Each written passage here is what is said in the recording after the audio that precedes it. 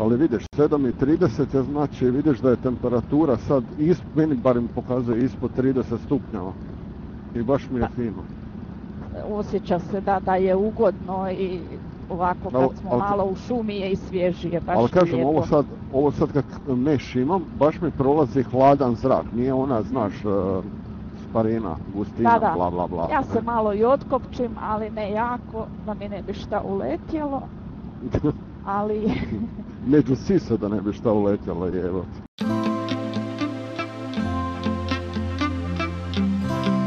Pa nije me uopšte za sisa, nego da mi ne uletio do zdola pa u kacigu, onda sam u banani. Gle, meni baš ne paše ove velike vrućine, znači na 35, 36 se voziti. Ne. Da krenemo u 11 i da se sad vozi, malo mi je naporno. Ok, neki 30 km do nekog odredišta, kad smo mi išli i na kupanje, to mi je u redu. Ali, ne znam, ako mi nije preša sad... Sve više od toga je nam. Baš mi onako, sad ovih 29 do 30 baš je turbo ugodno za voz. Meni je isto do 30 ok, ovo već preko, ali mislim da to tak svi izbjegavaju, voze se gdje ideš ili ujutro rano ili navečer, ili ne možeš, gubiš i koncentraciju i nervozan si i svaš nešto, tako da nije sila za 35 s motorom, baš da je ono nešto. Ne, i kažem, sve super dok se ti voziš. Znači, možeš, 35, 40 nije problem, ali da se voziš. Ali znaš, kad smo došli na 2 semafora, pa za poludit, čovječe, stojiš 3 minute, ja sam mokar, cijeli sam u vodi, bez obzira na meš, na ne znam šta. Ajde, ok, neko vozi u kratkim rukavima ili kratkim hlačama, ne mogu to voziti. Tak, to mi je nesigurno se zajebavati, jebiga. Da. A dobro, neko može ako ide nešto do grada na kavu ili tako. Ne, to ajde, Bož pomozi, ali kažem ovak, idemo negdje prođirat 100 plus i više kilometra i sad ću voziti u kratke hlače, znaš, na taj dio mislim, ne? A meni nije ni za kratku majicu, recimo, kad vidim da ljudi voze u kratkoj majici, pa kožnjak ili neš, meni i to isto nekak, ne znam, bojim se, da onda baš mislim, joj, baš ću sad pasti, sad ću se zguliti, onda mislim, tako ne da ja trpit tu bol poslije. Siguran bez opreme, ne? Ajde, kažem, po meni, po ovoj vrućini, najgore što mi je to stajanje. Znači ti ako moraš negdje stati, ne do Bog zapisno nekakvoj guži, a ne možeš zaobići, recimo, ne? To mi je kaos. A gdje smo bili, kad smo bili, na Molvama, ne, na Šoderici smo sam stali, sam ja petio nešto sa kamerama, bog te, znači manje od 5 minuta mokri ko miševi smo bili. Ali još smo bili u hladu, kao. Još smo bili u hladu, da, strava. Da. Ali vožnja kroz šumu koliko čini ugodniji cijeli ambijent vožnje, čak i preko dana, ok, nekad je jebiga šuma ovaka, sunce iznad tebe, ali dok si u zaklonu, ko da je stupanj 2 niže. Osvježi, malo i zrak svježi, malo te i razbistri. Je, pa gledam sad bi palo već na 28, mislim šta mi je super sad za vožnje. I nema one sparine ko ovih dana šta je bilo. Da, to je baš dobro. Je visoka temperatura preko dana, ali nije stuga, kak bi rekla. Stuga, jeste, da Bogu. Htio sam reći, danas ništa special, idemo se sad u večernjim satima malo prođirat. Kud šta, nebitno. Glavna tema današnjeg razgovora je doslovce ta vrućina i vožnja po ekstremnim temperaturama, Idemo da se malo provozamo na plus 40, da li je to zaista potrebno ili ne. Prosudite sami, ostavite mi nekakav info u komentaru kako to radite. Ja više volim ovako predvečer i otići kad mi nije toliko velika preša i stuga. Ok, ako idem na kupanje, idemo u 12, normalno da krećemo u 12, jer idem na kupanje pa me baš briga, ali kažem vam za provozat se do negdje baš i ne. Da. I to kupanje nije daleko, tako da toliko uspijemo istrpiti. Kad znam da se bacim tamo u vodu, onda mi je sve lijepo i milo. Ali i da putujemo negdje, mi bi uvijek krenuli rano. Rađe došli prije pa bili 2 sata na kavi nego Ne, pa da, definitivno i da krećemo put na more, definitivno u 5 bi se kretalo minimalno, jer već Ili- razdanjuje se u 4:40, već se razdanjuje, znači već je ono vidljivo jako, jako lijepo, nije mrak. Ili ranije, nama je uvijek bitno da obiđemo gužu na Lučkom prije i to je to. Ma da, samo što Da. ranije oteći bok. Da. I dok smo zadnji put išli na servis, isto smo išli ranije, nema veze, sam da dođemo prije gužve i onda možemo negdje sjediti 2-3 sata i na kavi, nije nam Ma nije bitno. problem sjediti, Bog te dragi, na kavi i uživati lagano. Bitno da ne moram stajat negdje. Znači, najveća boljka na motoru i najviše što mrzim kad moram negdje stajati. Dok su temperature ekstremne. Znači, nije problem stajat sad. Ali je problem stajati u podne, 1, 2, 3, 4, 5. Kad su temperature blizu na asfaltu, sigurno 40, Da. vjerujem. To mi je problem, veliki. Bez obzira što se pohvasiš i vodom i ne znam čime, ali definitivno onak, problem. Pa si imao ti problema da ti se mantalo radi vrućine u vožnji ili nešto tako? Na motoru ne, ali znalo mi je biti ono, recimo, da mi se sam na komad skupi vrućina i moram otvoriti vizir da mi se oči razbistre. To mi se možda 2 puta dogodilo, ali nije ništa. I to ni ne znam, mislim da mi je sad to jedan dan dok smo išli na Molve bilo. Zato ti kažem, ako me krene bolit glava, ja da se ne osjećam ok, ja neću uopšte ići s motorom, ali ja se osjećam ok, da. Ma ne. Nije mi čak gdje smo.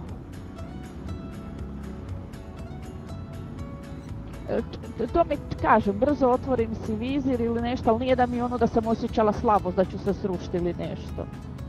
Nek samo ono kak gledaš to sunce pa oči, znaš ono ko malo da ti oči budu na stand-byu, na stand-byu, kao da budu na stand-byu i ništa ne registriram, sve mi je ono... Kužim, ostaviš automatski mod, više uopće ne reagiraš ovak normalno, nego baš ti ono sve... Ko da mi je slika pred 5 minuta šta sam vidjela. Da se pohvalimo ljudima šta smo čekali. Mislim, čekamo još uvijek, ali sad je već prošlo mjesec i tjedan dana, pa se nadamo da ćemo ostati na tome samo čekanju koje neće se nikad ispuniti ili da im ne kažemo. Molim te, prosvijetli me, ja više nemam pojma o čem ti pričaš. O kazni mogućoj. A, to, pa ja sam to već Ja nisam zaboravio. Ti si još uvijek u strahu. Ja sam još uvijek u debelom strahu. Znači, ako gledate naše videe, stvarno se ne vozimo ko divljaci. I šta nam je bio taj dan, ja ne znam. Pa budale. Točno, same sebi smo ispali budale. Da. Ali to je opet ono, ja sam krenula pa ti za mnom, pa zašto nisi razmišljao? Tako je. Ja ne znam kud si ti mislio. Neću uopće komentirati, danas je jedan kolega isto nešto rekao, kud ona ti tu skokom, pa neću više je. Zato ti sad ideš prvi. Tako je, jebemo u pušku. Uglavnom problem je bio što nisam imao upaljen radar bot. Jel smo išli se sam tak malo džirnuti? Da. I naši dobri prometni stručnjaci postavili su na više različitih mjesta kud mi idemo ove kamere. I da bi mi prešli pored jedne preko 50+. Svi znamo što to znači. Ostajak.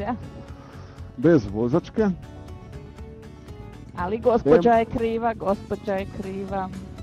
Ostaješ bez vozačke. Ti je kazna minimalna 1250 pa na više. Ali je problem kod nas što mi imamo 2 motora. Znači sve duplo. To je sranje. Da. I od onda samo oprez 150 na sat. Znači, ne kažem da ne možemo još uvijek dobiti, ali se nadamo da kamera nije bila aktivna. Da. Pošto je prošlo skoro mjesec i tjedan dana. Pa se nadamo. Ja se isto nadam, jer ja sam bila je ravnica, bili smo pred kraj naselja i ja sam išla prestizati vučnu službu. Da, samo malo. Da, dobro ste čuli. Pred kraj naselja, to jest u naselju. Da. Nastavi. Kraj naselja je bio možda nekih 50 metara do šume i tu je prestajao znak i tu je bila kamera. i ja sam znači prestizala tu šlep kamion sa prikolicom. Bio je dosta dugačak, pa ja se nadam da nas je on zaklonio od kamere, nemam pojma. I ja dok sam njega prestigla, ja sam tek onda vidjela kameru, a normalno da je Željko već bio. Jako sam psovo, imam snimku, ali to neću puštati van, nema smisla, da. Ali što je najgore, nikad, i kad smo ikoga tako presizali, nikad nismo tako se vozili ko sad. Da. A budala, šta še? Sad je zeleno, šta je ovo? Danas na semafori vole. Ja. I bila je isprekidana crta i nismo nikog ni ugrozili, ni sebe, ni nikog na cesti. Znači taj kamion i mi.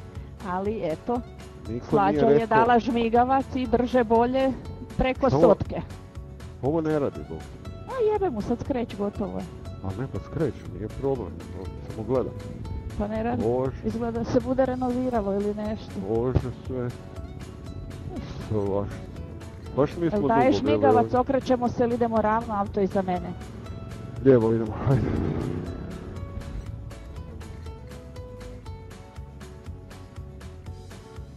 A ništa idemo prema Koprivnici. Ajmo malo zvojno tamo što vidi se do 10, pa Bože pomozi. Pa ovo dobro nismo ne znali, evo. Nisam znao, stvarno nisam znao. Dobro se znam. Tako da, Bože pomozi, prošlo je već mjesec dana, još nismo niš dobili, pa se nadamo da ne bude niš bilo. Da kamera nije radila. Kažem, ajde da je to ovaj dio dolje na moru, negdje gdje ima stvarno puno, pa ajde, radi obrade podataka da nisu stigli, ali ovdje mislim da se dobiva već nakon maksimalno 2 tjedna. Ne može više od toga čekati. Onda sam rekao, ako ne dođe kazna... Ne znam ja koliko ti to misliš da mi to čekamo. Ne bomo se čekali do iduće godine. Pa do 9. mjeseca. Nadaš se toliko, a? Pa da.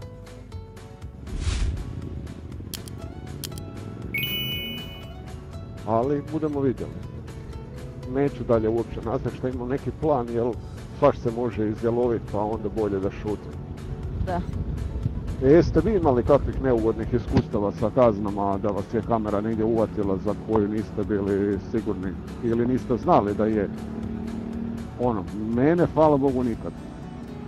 Osim recimo sad, ako me lupi, to će me lupi za cijeli život onda je, evo. Financijski mislim. Koliko ćeš ti to meni nabrajati?